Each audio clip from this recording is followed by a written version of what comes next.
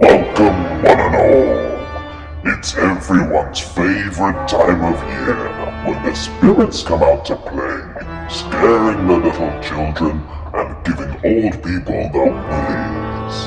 That's right, it's Halloween.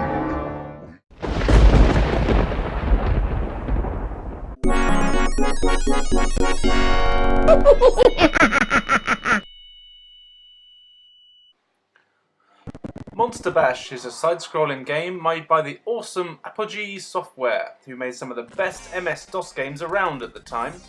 This game is especially important as it was released on my 8th birthday, although that might be irrelevant. You control Johnny Dash, whose dog is captured by the evil bastard Count Chuck, who for some reason has decided that he now prefers animal blood to human blood. Luckily, there's a friendly monster that lives under Johnny's bed who tells him that this has happened, and also that Count Chuck has thieved a load of other people's pets too, in order to transform them into evil monsters. The friendly monster then gives Johnny an unlimited supply of rocks and opens a portal to the underworld in Johnny's closet, so Johnny can go rescue the pets. Although this doesn't sound too friendly to me. Johnny must work through several horror-themed levels armed with his slingshot. In each level, the player has to break the locks of pets' cages in order to free them. The player cannot complete the level until all the pets are freed. This game follows a typical platform-style game, where the player must fight boss monsters at the end of each episode in order to complete it and advance to the next one. Enemies are all based on horror monsters and include disembodied crawling hands, flying witches, some zombies, demons, skeletons and werewolves.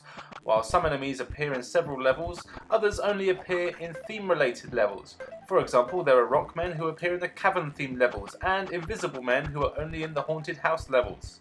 Some enemies take quite a few hits more than others to die, and some of them are even invincible. There are also problems to solve, moving boxes to stand on to get to rooms otherwise inaccessible, or stone slabs to make fall in a set pattern to get to rooms otherwise inaccessible.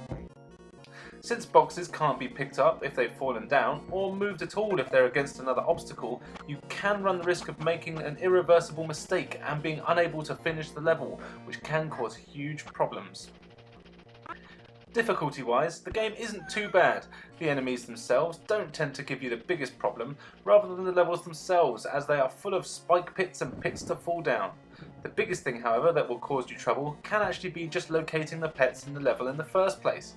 As mentioned, you have to find all the pets on each level, and there is no indication on how many there are per level, and you just get told once you've found them all.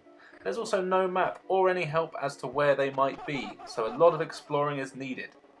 Luckily, the levels themselves aren't too big, but you can find yourself spending way too long trying to find that one last cat that's right at the start of the level which you just happen to miss. Graphically, the game is very appealing and has a good amount of detail. There's also a surprising amount of blood and gore for an otherwise kiddie-friendly looking game. Although this game can be a bit of a challenge, the younger audience will definitely lap this one up on Halloween.